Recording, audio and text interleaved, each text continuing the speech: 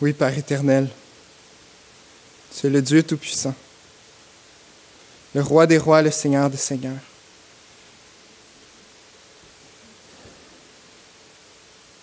C'est tellement bon de te connaître, de marcher dans tes voies, d'écouter ta parole, de te parler. Je veux te remercier, Père, pour ce matin, pour cette opportunité que tu nous donnes, encore une fois, de nous rassembler. De nous rassembler pour t'honorer, toi, pour t'adorer, toi, le seul vrai Dieu. Oui, Père, je te prie de nous parler ce matin, clairement, de parler à chacun d'entre nous par ta parole, d'ouvrir nos yeux, d'ouvrir nos oreilles, d'ouvrir notre entendement, pour qu'on reçoive ce que tu veux nous dire.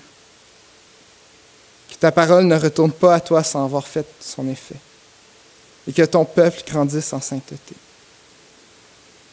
Merci Seigneur pour cette grâce que tu nous fais. Amen. Bon matin, frères et sœurs. Je vous inviterai à tourner dans Jacques au chapitre 3. Donc, c'est encore un très grand honneur pour moi de pouvoir amener la parole. Je le prends vraiment comme une grande responsabilité. Puis, vraiment un grand plaisir aussi. Donc, Jacques, chapitre 3, à partir du verset 13.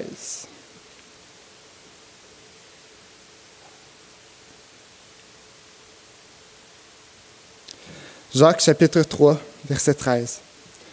« Lequel d'entre vous est sage et intelligent? Qu'il montre ses œuvres par une bonne conduite, avec la douceur de la sagesse. Mais si vous avez dans votre cœur un zèle amer et un esprit de dispute, ne vous glorifiez pas et ne mentez pas contre la vérité. Cette sagesse n'est point celle qui vient d'en haut, mais elle est terrestre, charnelle, diabolique. Car là où il y a un zèle amer et un esprit de dispute, il y a du désordre et toutes sortes de mauvaises actions. La sagesse d'en haut est premièrement pure, ensuite pacifique, modérée, conciliante, pleine de miséricorde et de bons fruits, exempte de duplicité et d'hypocrisie. Le fruit de la justice est semé dans la paix par ceux qui recherchent la paix. » Seigneur, on vient de lire ta parole. Je te prie de vraiment nous donner cette compréhension que tu veux de ce passage qu'on vient de lire. Que tout au travers de notre étude ce matin, tu ouvres nos yeux sur l'état de notre cœur. Que tu nous donnes de rechercher ta sagesse. Sagesse qui vient seulement de toi. Amen. Donc, je vais commencer avec une petite mise en contexte de ce passage. En fait, rapidement, comme on peut lire dans le livre des Actes, l'Église primitive a été persécutée par les Juifs et par les païens. Donc, tous ceux qui se convertissaient ont fui la région de la Palestine pour pouvoir sauver leur vie. Et Jacques, quand il commence sa lettre, il dit aux 12 tribus qui sont dans la dispersion. Donc, Jacques est dans ce début-là de l'Église, puis il s'adresse aux Juifs qui sont maintenant rendus dans les nations tout autour, qui proclament l'Évangile dans ces nations-là, mais qui sont partis de chez eux pour se sauver. Pour vous donner une idée, c'est vraiment pas beau ce qu'ils vivaient dans ce temps-là. Les chrétiens pouvaient être utilisés comme des lampes vivantes dans les rues. Ils étaient allumés. Ils étaient écartelés, emmenés dans les cirques pour servir d'appât pour les lions et les bêtes sauvages. Bref, toutes les tortures que vous pouvez imaginer, les chrétiens étaient exposés à ça. Parce que autant les Juifs que les païens voulaient mettre un terme à cette secte-là, comme qu'ils disaient. Mais plus les persécutions augmentaient, plus l'Église grandissait. Puis Dieu a vraiment utilisé ça pour répandre l'Évangile dans toutes les nations, pour agrandir le royaume de Dieu.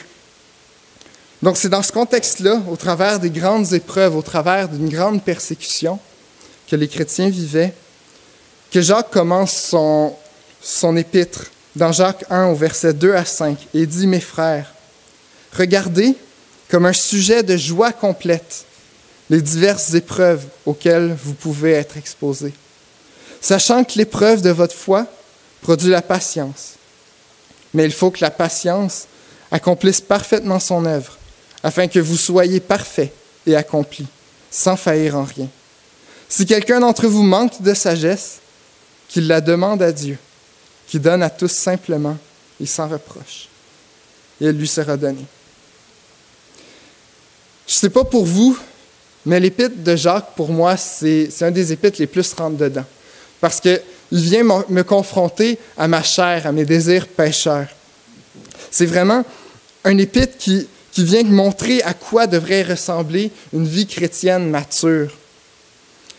Puis en particulier pour moi, cet appel-là qu'il fait au début, d'avoir une joie complète au travers des souffrances, au travers des épreuves, c'est un appel que je trouve difficile à mettre en pratique, mais que je veux vraiment mettre en pratique parce que la seule manière de le faire, c'est d'avoir mon espérance dans la vie qui s'en vienne, dans la vie éternelle, quand je vais être auprès de Dieu. Puis c'est ce que je vois que Jacques amène tout au long de son épître.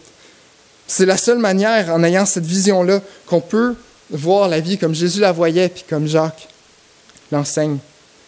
Donc l'épître de Jacques, tu veux un enseignement très terre-à-terre, un peu semblable au livre de sagesse qu'on voit dans l'Ancien Testament, comme Proverbes puis l'Ecclésiaste. Puis on peut aussi ramener la manière d'enseigner de Jacques à celle de Jésus, par exemple, dans le Sermon sur la montagne. Puis en fait, la raison pourquoi Jacques va écrire de manière terre-à-terre, puis des fois qui va sembler aussi dur, c'est qu'il confronte des gens dans cette époque-là qui se disaient chrétiens, mais dont les fruits ne le démontraient pas. Donc, voulant démontrer le fruit de la foi et le produit de la foi, Jacques aborde des sujets de cette manière. Il dit, il faut demander avec foi sans douter. Ce sont mes œuvres qui te montreront que j'ai la foi qui sauve. Il ne faut pas seulement écouter la parole, mais il faut aussi la mettre en pratique. Il ne faut pas faire de favoritisme. Il ne faut pas juger, sinon on se fait juge de la loi. C'est des exemples comme ça que tout au long de l'épître, Jacques aborde. Puis en fait, ce livre-là nous appelle à vivre l'Évangile de manière pratique. C'est le seul livre du Nouveau Testament qui n'amène pas l'Évangile de manière claire et pure, mais tout au long, si on n'a pas cette compréhension-là de l'Évangile, on ne peut pas comprendre le reste du livre. Donc, il est totalement basé sur l'Évangile, même s'il ne le présente pas. Donc, cette espérance que Jacques tient comme compte qu'on a, les personnes à qui il s'adresse, c'est que notre vie a été rachetée à un grand prix, qu'on ne vit plus pour nous-mêmes, mais pour glorifier Dieu, que Jésus veille sur nous, qui est avec nous tous les jours de notre vie, qui revient bientôt pour nous chercher et qui prépare une place dans la maison de son Père où on va être avec lui à ses côtés pour l'éternité. C'est cette espérance-là que Jacques commence déjà avec une base pour dire « Voilà ce à quoi on est appelé à vivre en tant que chrétien. » Jacques démontre le caractère de la maturité spirituelle qui s'obtient au travers de l'épreuve de la foi, par laquelle Dieu nous purifie pour nous rendre aussi purs que l'or, comme Pierre le dit dans ses lettres. Et un des appels qui parcourt le livre, c'est cette recherche de sagesse. Comme ce qu'il dit dans Jacques 1,5. « S'il vous manque de sagesse, demandez-le à Dieu, et il vous la donnera. » Le passage qu'on va étudier ce matin, donc Jacques 3, versets 13 à 18, fait écho et suit le passage de Jacques 1 à 5. Puis, il fait une mention différente. Puis il dit, en fait, on peut être animé de deux sagesses différentes. Puis il veut faire un point là-dessus. Dans son contexte, au début, l'auteur démontre comment personne n'est suffisamment sage, puis combien on a tous tendance à nous laisser emporter, puis agir de manière opposée à Dieu. On est tous pécheurs dans notre nature, puis on a besoin de la grâce pour vivre d'une manière à lui être agréable. Jacques commence cette section de la lettre en abordant le fait qu'on ne devrait pas être nombreux à enseigner. C'est ce qu'il dit au début du chapitre 3. Parce que ceux qui enseignent seront jugés plus sévèrement. Il dit ça parce que c'est très bien qu'on bronche tous de plusieurs manières. Puis, les enseignants de la parole ont une responsabilité plus grande devant le Seigneur. Ils ont une redevabilité d'amener la parole avec justesse et exactitude. Et ils ont aussi une responsabilité de vivre en accord avec les enseignements. Il continue en parlant de l'outil de l'enseignement, soit la langue. Puis comment En fait, c'est un membre difficile à maîtriser. Il dit dans Jacques 3 au verset 2, « Si quelqu'un arrive à maîtriser sa langue, il est un homme parfait, qui tient tout son corps en bride. » Il compare la langue à un gouvernail d'un bateau, qui contrôle toute sa direction, qui contrôle tout le bateau. Ensuite, il compare aussi la langue à un mors mis dans la bouche d'un cheval, qui contrôle toute sa force et sa vigueur. Puis il fait ces comparaisons-là pour soutenir le fait que la langue est si petite en apparence quand on le compare au reste du corps. Mais en fait, elle est un membre qui est très, très difficile à maîtriser et qui révèle les pensées les plus profondes du cœur. Jacques nous avertit qu'il ne devrait pas sortir des bénédictions puis des malédictions d'une même bouche, de la même manière qu'une source d'eau salée ne peut pas produire de l'eau douce. Car c'est de l'abondance du cœur que la bouche parle, comme le dit si bien Jésus dans Luc 6, au verset 45. En d'autres mots, notre langue, inévitablement, va révéler nos pensées profondes.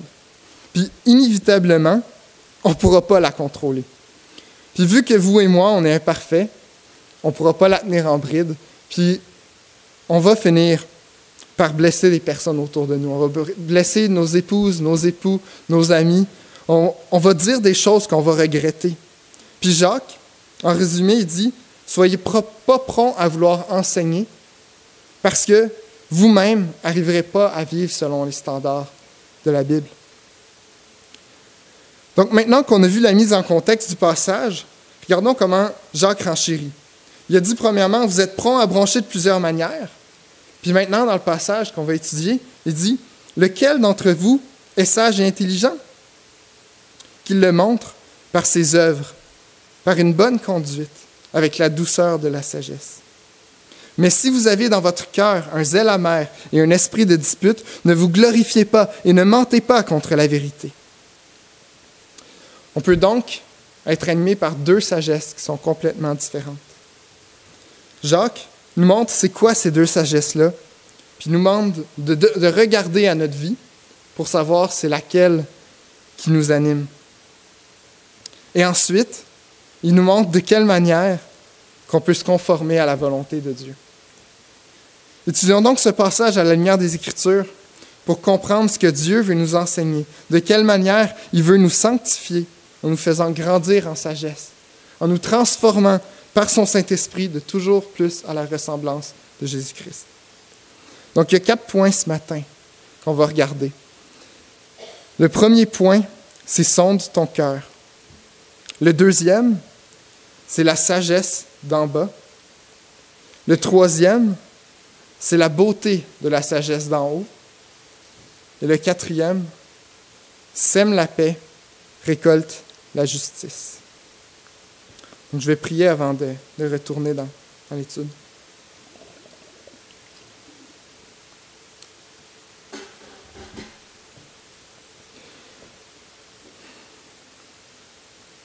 Seigneur, c'est ton Saint-Esprit qu'on a besoin ce matin. On a besoin que ton Saint-Esprit révèle nos cœurs, révèle nos pensées. Seigneur, que ton Saint-Esprit me fortifie et me donne de parler avec justesse et droiture. Ouvre nos cœurs, Seigneur, je t'en prie. Amen. Donc le premier point, sonde ton cœur. Le premier point va être court, mais crucial. C'est vraiment par là qu'on doit commencer. En fait, Jacques commence le passage par une question. Puis il nous dit, « Lequel d'entre vous est sage et intelligent? » Il veut nous arrêter là, puis il s'attend à avoir une réponse. Il veut premièrement qu'on s'arrête, qu'on reçoive ce qu'il nous a déjà dit, puis qu'on pense à ce qu'il va nous présenter. Puis certains d'entre nous, si je disais qui ici est-ce qui est sage? Il y a peut-être du monde qui aurait tendance à vouloir lever la main. Peut-être pas devant tout le monde pour ne pas paraître orgueilleux, mais je suis sûr, connaissant mon cœur puis connaissant les effets du péché dans nos cœurs, il y a du monde qui voudrait lever la main puis dire « Ben moi, je suis sage. » Puis Jacques, c'est ce qu'il veut faire. Il veut tout de suite nous exposer à notre état, à notre cœur. Puis il nous invite à sonder notre cœur, à l'examiner en profondeur puis à rechercher de l'aide. Puis pourquoi je dis rechercher de l'aide? Si vous avez été des nôtres il y a quelques mercredis, vous aurez entendu un enseignement de notre frère Gérard qui était intitulé « Exerçons un bon jugement ». Puis dans cet enseignement-là, il nous disait qu'on est les premiers à nous tromper. C'est vraiment vrai. On est les premiers à tromper notre raisonnement, à savoir qui on est réellement. Puis en fait, la seule manière qu'on peut savoir qui nous sommes, si nous sommes sages ou pas, c'est à genoux devant la croix et devant le trône de grâce. Il n'y a pas d'autre manière. Avec le Saint-Esprit, il lui demandait de sonder nos cœurs. Comme le psalmiste dit dans Psaume 139, au versets 23 et 24, « Sonde mon cœur, sonde-moi, ô Dieu, et connais mon cœur. Éprouve-moi et connais mes pensées. Regarde si je suis sur une mauvaise voie, et conduis-moi sur la voie de l'éternité. » C'est seulement le Saint-Esprit qui peut traverser notre carapace d'orgueil, puis révéler véritablement ce qui se trouve au plus profond de nous. On se trompe nous-mêmes, mais on ne peut rien lui cacher à lui. Il met en lumière toutes choses, comme qui est écrit dans 1 Chroniques 28 au verset 9. « Car l'Éternel sonde tous les cœurs et pénètre tous les desseins et toutes les pensées. » Alors Jacques nous arrête dans notre motion, dans laquelle il démontre le cœur de l'homme, puis il nous demande, est-ce que c'est toi que tu viens dépeindre?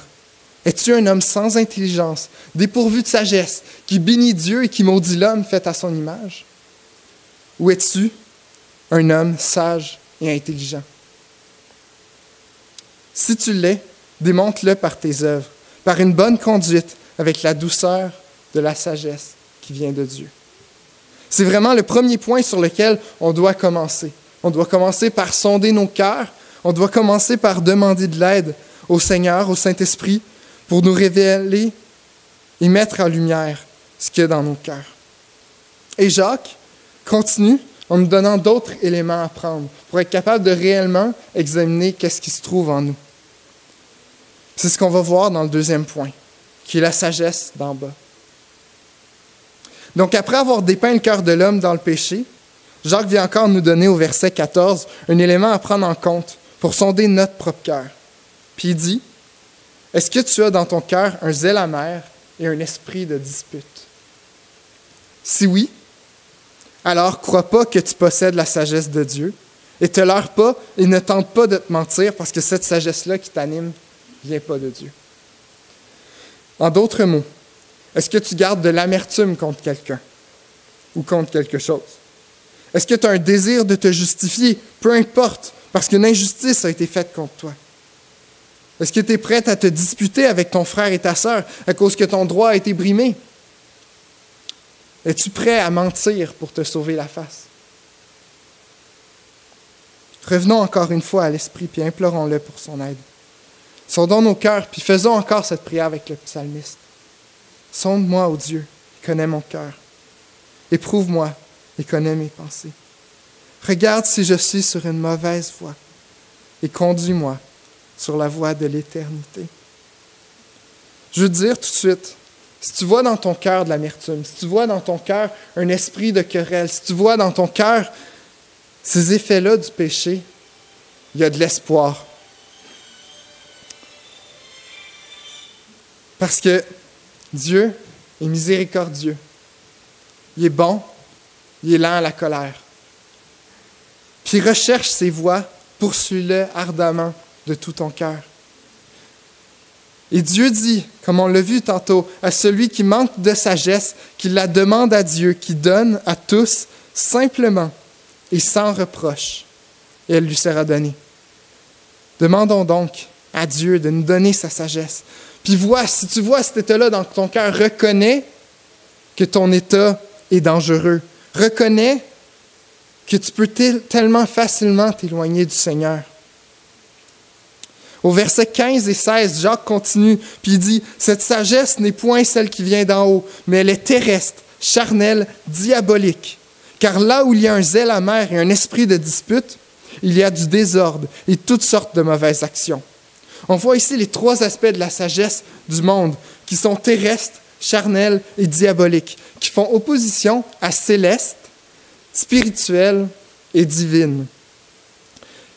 Et Jacques fait ces trois-là, il dit ces trois-là pour démontrer comment ils sont opposés à Dieu dans toute son essence. Cette manière d'agir-là et de penser, cette sagesse-là qui vient du monde, qui comporte un zèle amer et un esprit de dispute, sont simplement en opposition complète à Dieu et à sa personne. Quand il mentionne que c'est une sagesse terrestre, il fait référence à ce qui est temporaire, qui va passer quand la nouvelle terre va être créée. Il fait référence à ce qui n'est pas céleste. Toutes choses imparfaites vont passer, puis tout ce qui a été souillé par le péché aussi. Ce qui est tout le contraire du céleste, qui est l'habitation de Dieu, où il règne parfaitement, où sa joie est complète. La sagesse terrestre est à l'encontre de la sainteté de Dieu. Puis ce qu'elle désire, c'est la gloire de ce monde, au lieu de rendre gloire à Dieu. Lorsqu'il dit charnel, il parle de la chair dépourvue du don de Dieu, qui est l'esprit de vie. Paul dit en Galates 5, 17, « Les désirs de la chair sont contraires aux désirs de l'esprit. » Puis ainsi, totalement opposés aux bonnes voies de Dieu. La chair est animée par ses convoitises, puis rejette Dieu en tant que Dieu souverain, créateur. La chair refuse de se soumettre à Dieu, puis ainsi tout ce qu'elle fait mène à la mort.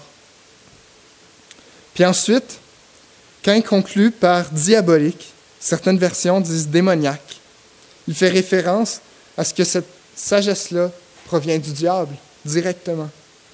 Ce nom qui est donné à Satan signifie celui qui divise, ou le trompeur. Et comme Jésus dit dans Jean 8 au verset 44, « Il a été meurtrier dès le commencement, et il ne se tient pas dans la vérité, parce qu'il n'y a pas de vérité en lui. Lorsqu'il profère le mensonge, il parle de son propre fond, car il est menteur et le père du mensonge. » C'est une sagesse qui provient du diable que Jacques dépeint. Puis c'est lui qui a entraîné le monde dans le péché et qui le mène à sa mort, le condamnant à être jeté avec lui dans les temps de soufre enflammé. C'est une manière d'agir, une sagesse, une manière de penser qui est totalement ennemie à Dieu, contre laquelle Dieu va déverser la pleine coupe de son ardente colère. Si la jalousie, l'amertume, le désordre se trouvent en nous, ça manifeste qu'on n'est pas influencé d'en haut, mais qu'on est influencé d'en bas par le diable. Donc, frères et sœurs, laissons-nous pas tromper par le diable, par ses ruses. Son mensonge semble doux et bon des fois, puis il se déguise en ange de lumière. Mais demandons au Saint-Esprit son discernement, pour que ce qui est caché soit mis en lumière, parce que la parole, le Christ Jésus, est la vraie lumière, et en venant dans le monde, elle éclaire tous les êtres humains. C'est ce qu'on lit dans Jean 1 au verset 9. Comme Jésus l'a dit de lui-même, lui seul est la vérité, le chemin et la vie. Dieu est un Dieu d'ordre et de paix, et le désordre, les mauvaises actions ne proviennent pas de notre Seigneur de lumière. Comme le psalmiste dit au psaume 31,6, « Je remets mon esprit entre tes mains. Tu me délivreras, ô Éternel, Dieu de vérité. » Notre Dieu de vérité a vaincu l'ennemi de nos âmes et la mort. Alors je reviens, frères et sœurs, en vous appelant à l'espoir qu'on a. De nous en sortir si on découvre que la sagesse qui nous anime ne provient pas de Dieu, mais qu'elle provient du père du mensonge. Encore une fois, Jacques 1,5. Si quelqu'un d'entre vous manque de sagesse, qu'il la demande à Dieu, qui donne à tous, simplement et sans reproche, et elle lui sera donnée. Doutez pas que Dieu est prêt à vous donner cette sagesse-là, si on lui demande. Parce qu'il est écrit dans Romains 8, 32, « Lui qui n'a point épargné son propre Fils, mais qui l'a livré pour nous tous, comment ne nous donnera-t-il pas aussi toutes choses avec lui? » Si Dieu a été prêt à livrer son Fils unique pour nous pardonner de nos péchés, est-ce qu'il pourrait vraiment nous retenir de nous donner quelque chose de bon et qu'on a besoin? Dieu change les cœurs, puis c'est lui qui régénère l'intelligence. Perdez pas espoir devant l'amertume, si vous en voyez dans votre cœur, devant l'angoisse qui peut vous animer. Mais demandez à votre Père ce don parfait de sa sagesse. On va maintenant voir combien belle et parfaite est sa sagesse. Comment elle est bonne à la gloire de l'Éternel. On va aller au point 3, qui est la beauté de la sagesse d'en haut.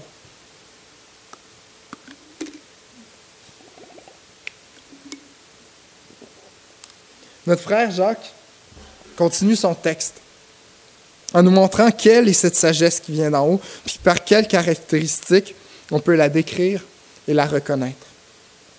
Au verset 17, on lit « La sagesse d'en haut est premièrement pure, ensuite pacifique, modérée, conciliante, pleine de miséricorde et de bons fruits, exempte de duplicité et d'hypocrisie. » Frères et sœurs, j'aimerais mettre quelque chose au clair tout de suite. Premièrement, cette sagesse-là qui vient d'en haut, on ne peut pas l'atteindre par notre propre force. On ne peut pas l'atteindre en faisant de notre mieux. C'est une sagesse qui est seulement acquise par l'œuvre du Saint-Esprit dans nos vies. C'est lui qui nous la donne.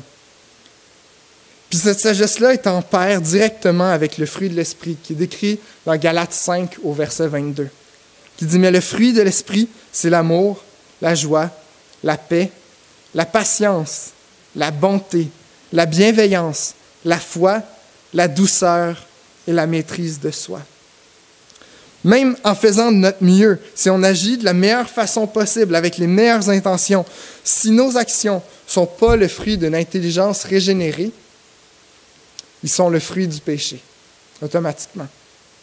Puis tout ce qui est influencé par le péché ne recherche pas la gloire de Dieu, mais recherche sa propre gloire, recherche son propre gain, recherche le gain de ce qui n'est pas Dieu.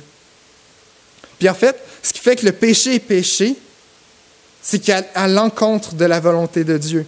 Puis le désir premier de Dieu, qu'on peut lire dans ses commandements, c'est qu'on l'aime, lui, premièrement, avant toute chose.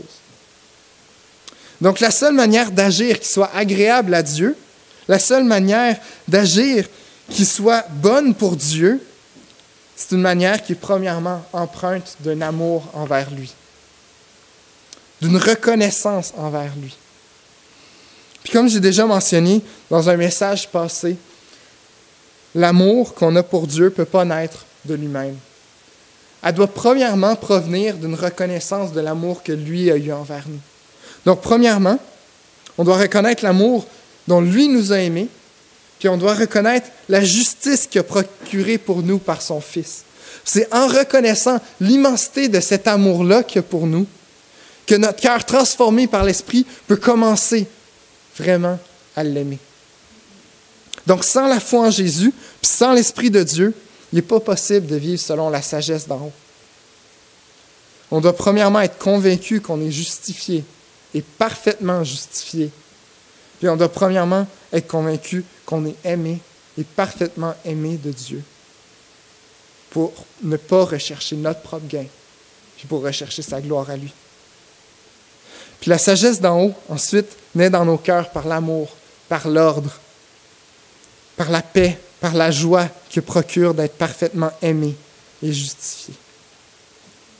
Regardons maintenant ensemble l'œuvre de l'Esprit Saint dans la vie d'un homme ou d'une femme qui va à Dieu dans la repentance, reconnaissant son péché puis acceptant que Jésus a subi sur la croix la pleine colère de Dieu pour qu'on soit pardonné.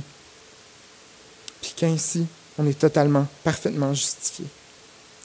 Donc Jacques commence au verset 17 en disant que la sagesse de Dieu est premièrement pure. C'est quoi la pureté? En fait, la pureté, c'est quelque chose qui n'est pas mélangé à rien d'autre. La pureté, c'est quelque chose dans lequel on ne retrouve aucun élément étranger. Donc, on peut lire dans Psaume 12 au verset 7, « Les paroles de l'Éternel sont des paroles pures, un argent éprouvé sur terre au creuset et 7 fois épuré. » La sagesse de Dieu est comme ça, et 7 fois épurée. Il y a seulement la sagesse de Dieu, il n'y a aucune autre sagesse qui peut se trouver avec elle. Donc, on ne peut pas être animé d'un peu de sagesse de Dieu et d'un peu de sagesse du monde. Dès qu'il y a un peu de sagesse du monde, il n'y a plus de sagesse de Dieu. Donc, dès qu'on est animé par un peu de colère envers quelqu'un, un peu de vouloir notre propre justice, dès qu'on est animé d'un peu de rancune envers quelqu'un, peu importe la sagesse, ne viendra pas de Dieu. Ce qui va nous animer, ce qu'on va faire, ça ne viendra pas de lui, parce qu'elle est premièrement pure. Ensuite, la sagesse d'en haut, on va regarder une grande liste. Elle est pacifique. elle est modérée, elle est conciliante, elle est pleine de miséricorde et pleine de bons fruits. Donc, la manière qu'on peut discerner la sagesse d'en haut, c'est par les fruits qu'elle produit. Puis tous ces fruits sont toujours bons. Elle recherche premièrement la paix. Elle ne va pas dans l'excès ou dans les extrêmes. Elle est prête à laisser les autres empiétrer sur son terrain si ça procure la paix. Elle ne rend pas le mal pour le mal, mais elle pardonne le coupable. Ça ressemble beaucoup aux enseignements de Jésus dans le Sermon sur la montagne, vous ne trouvez pas? Jésus dit dans Luc 6, au verset 27, « Mais je vous dis, à vous qui m'écoutez, aimez vos ennemis, faites du bien à ceux qui vous haïssent, bénissez ceux qui vous maudissent, priez pour ceux qui vous maltraitent. Si quelqu'un te frappe sur une joue, présente-lui l'autre. Si quelqu'un prend ton manteau, empêche-le pas aussi de prendre encore ta tunique. Donne à quiconque te demande, et ne réclame pas ton bien à celui qui s'en empare. Ce que vous voulez que les hommes fassent pour vous, faites-le de même pour eux. » Et au verset 35, « Mais aimez vos ennemis, faites du bien et prêtez sans rien espérer. Et votre récompense sera grande, et vous serez fils du Très-Haut. Car il est bon pour les ingrats et pour les méchants. Soyez donc miséricordieux, comme votre Père est miséricordieux. » Jésus nous appelle à vivre selon cette sagesse-là. Puis enfin, Jacques finit cette liste-là de la description de la sagesse en disant « Elle est exempte de duplicité et d'hypocrisie. » Je ne sais pas si vous connaissez l'origine du mot « hypocrite », mais ça provient du temps des Grecs, quand le théâtre a commencé, puis ils portaient des masques qui avaient différentes expressions.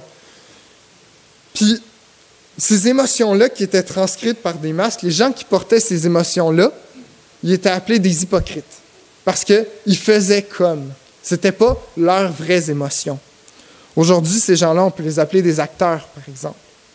Puis ce que Jacques dit, en finissant, c'est que toute la première liste qu'il a nommée de la sagesse de Dieu est honnête, authentique, sans masque, sans faux semblant, sans double jeu.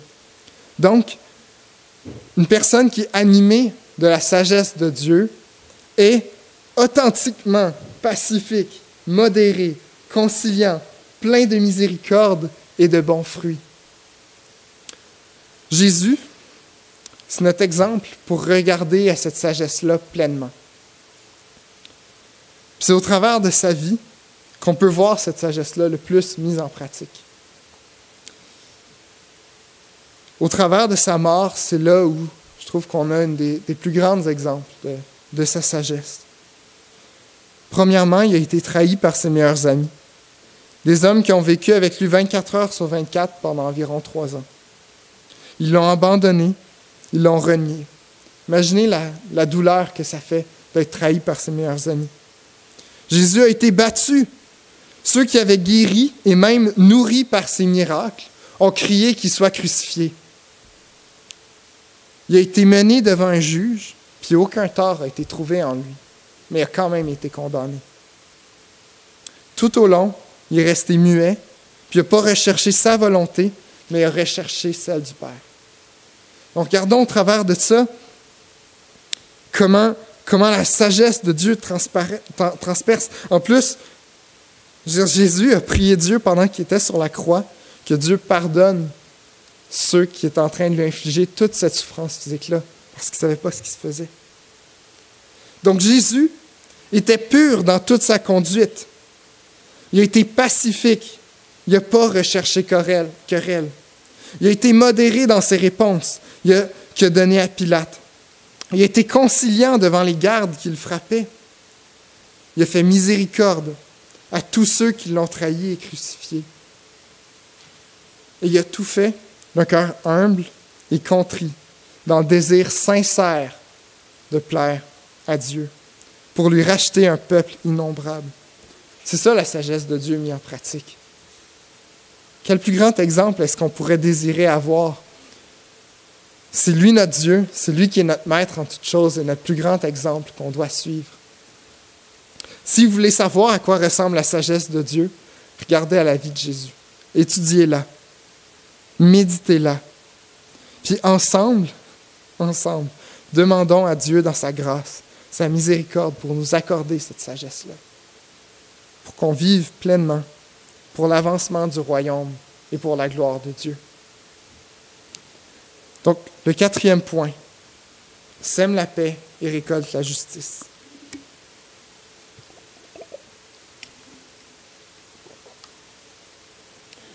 Pour finir, c'est le dernier point que Jacques aborde au verset 18.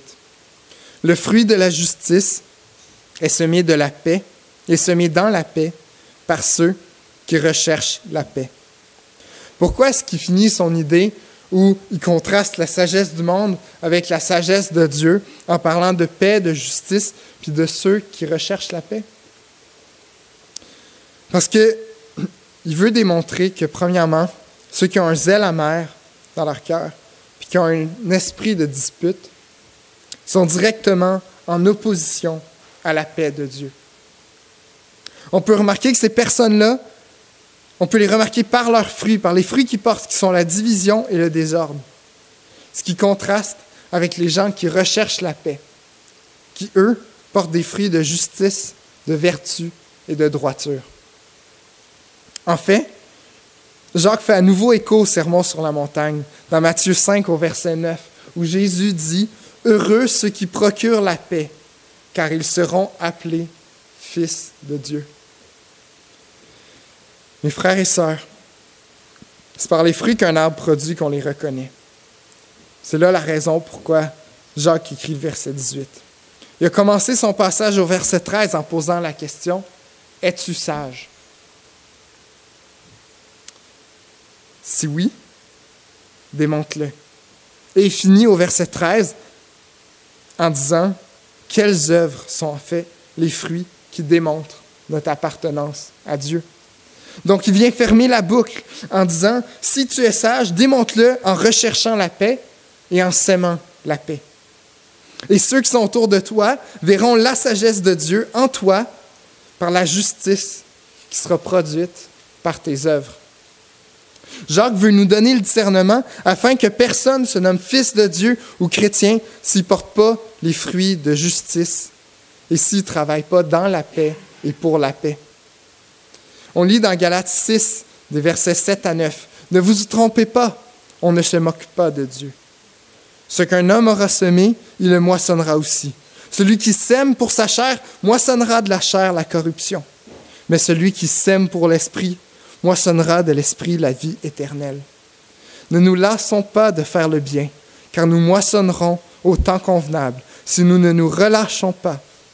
Ainsi donc, pendant que nous en avons l'occasion, pratiquons le bien envers tous, et surtout envers les frères en la foi. » Dans la pratique, ce que Jacques nous rappelle, c'est que si on désire récolter de la justice, c'est dans la paix qu'on doit travailler. Recherchons pas notre propre justice, mais souvenons-nous que Christ l'a acquise au prix de son sang à la croix et qu'on a déjà été justifiés. Il est possible que vous ne voyez pas votre propre justice pendant votre vie sur la terre. Il est possible que vous ayez été brimé, que vous ayez été blessé. Il est possible que vous ayez supporté l'insupportable. Il est possible que vous soyez tellement blessé profondément puis que vous ne voyez jamais cette justice-là, votre justice Dieu accomplie sur la terre. Mais ce n'est pas cette justice-là qu'on doit rechercher. Parce que Dieu nous dit, sa parole, « À moi la vengeance, à moi la rétribution. » Puis il se décrit comme un feu dévorant. C'est lui qui fait justice à ses enfants. Puis on ne doit pas craindre de ne pas être justifié. N'oublions pas que notre espérance, c'est dans les choses invisibles et pas dans les choses visibles. C'est pour ça que notre seule espérance, notre seule justice peut être trouvée en Dieu. Donc, recherchons la paix pour la gloire de Dieu. Et inquiétons-nous pas du reste. Parce que comme Jésus a dit, cherchez d'abord le royaume et le reste vous sera donné. Frères et sœurs, en finissant, j'aimerais vous rappeler que Dieu veille sur chacun de ses enfants, Cette promesse-là, elle est certaine. Que Dieu ne va pas nous abandonner.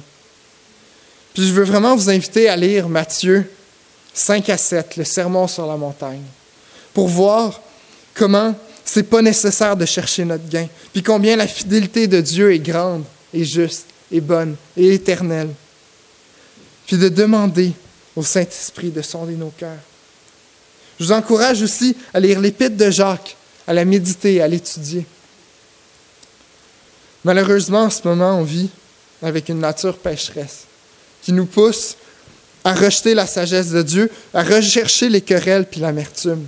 Puis si tu me dis, Samuel, c'est vraiment beau ce que tu viens de nous enseigner, là, mais je connais mon cœur, puis je sais que même si Dieu faisait toute son œuvre dans ma vie, je ne pourrais jamais connaître cette sagesse-là dans cette pureté. Mais moi, je te dirais, peut-être, mais est-ce que tu sais ce que Dieu dit dans sa parole? Il dit dans 1 Jean 1 au verset 9, « Si nous confessons nos péchés, il est fidèle et juste pour nous les pardonner et pour nous purifier de toute iniquité. » Puis il dit, encore une fois, je veux le rappeler, dans Jacques 1 au verset 5, « Si quelqu'un d'entre vous manque de sagesse, qu'il la demande à Dieu, qui donne à tous, simplement et sans reproche, et elle lui sera donnée. Mais qu'il la demande avec foi, sans douter. » Si vous croyez que Jésus est mort sur la croix pour prendre la pleine colère de Dieu, pour vous pardonner de vos péchés, vous pouvez tout aussi croire qu'il veut, qu'il peut et qu'il est capable de vous donner sa sagesse. Cette sagesse qui dépasse l'entendement de l'homme. Parce que la puissance de changer puis d'être animé de la sagesse d'en haut ne vient pas de nous-mêmes, mais elle vient de Dieu. Puis vous savez comment c'est difficile de vivre des épreuves. Je n'ai pas encore connu un homme comme Jacques le dépeint au chapitre 1, verset 2, qui voit toutes les épreuves comme un sujet de joie complète. Je n'ai pas encore vu quelqu'un comme ça. Mais, est-ce que vous avez réalisé que c'est dans ce contexte-là que Dieu promet de donner sa sagesse à la personne qui va le demander? Donc, la bonne nouvelle que j'ai pour chacun d'entre nous ce matin, c'est que quand on vit une épreuve, qu'on n'arrive pas à trouver notre espérance en Dieu, qu'on n'arrive plus à trouver notre joie en lui, quand on vit une épreuve qui dépasse notre capacité de la gérer, puis qu'on a l'impression qu'on faillit, qu'on manque, qu'on n'est juste plus capable, mais c'est dans cette circonstance-là que Dieu nous dit, « Demande-moi ma sagesse, puis je vais te la donner. » Alors demandons à Dieu, reconnaissant qu'on manque de sagesse, puis qu'on est animé par la sagesse du monde. Demandons-le à Dieu. Il sait qu'on est imparfait et pécheur, puis il ne s'attend pas qu'on passe au travers de notre vie par notre propre force. Mais c'est en s'appuyant sur lui, le Dieu miséricordieux, bon et lent à la colère, qu'on peut affronter chaque jour, sachant que quand on faille dans notre sagesse, on n'a pas échoué, parce qu'on a trouvé refuge en Dieu. Comme il est écrit dans 1 Jean, chapitre 2, verset 1. « Mes petits enfants, je vous écris ces choses, afin que vous ne péchiez point. Et si quelqu'un a péché, nous avons un avocat auprès du Père, Jésus-Christ le juste. Il est lui-même une victime expiatoire pour nos péchés, et non seulement pour les nôtres, mais aussi pour ceux du monde entier. » Alors oui, frères et sœurs, soyons des artisans de paix, et récoltons la justice de Dieu en toutes choses, trouvant la sagesse dans sa grâce, dans son amour, en lui demandant. Donc, je finis en vous posant la question. Quelle est cette sagesse qui vous anime? J'aimerais prier. Seigneur, oui, c'est toi qui révèles nos cœurs, c'est toi qui nous démontre combien on a besoin de toi. Seigneur, notre espoir n'est pas dans notre capacité de changer. Notre espoir n'est pas dans notre capacité de se transformer et de devenir bon. Nos cœurs sont mauvais et pécheurs. Et on a besoin de toi. On a besoin de ta sagesse. Et on peut seulement se reposer en toi. Je te prie, Père, pour moi, pour chacun de mes frères et sœurs qui sont ici. Je t'implore, accorde-nous cette sagesse qui vient de toi. Que ton Église grandisse en sainteté. Merci parce que tu promets de nous donner ce qui est bon. Merci parce que tu es un Père qui veille sur tes enfants. Merci parce que tu nous aimes tellement. Oui, Seigneur, reçois la gloire qui t'est due. Que par chacune de nos vies, tu sois glorifié. Amen.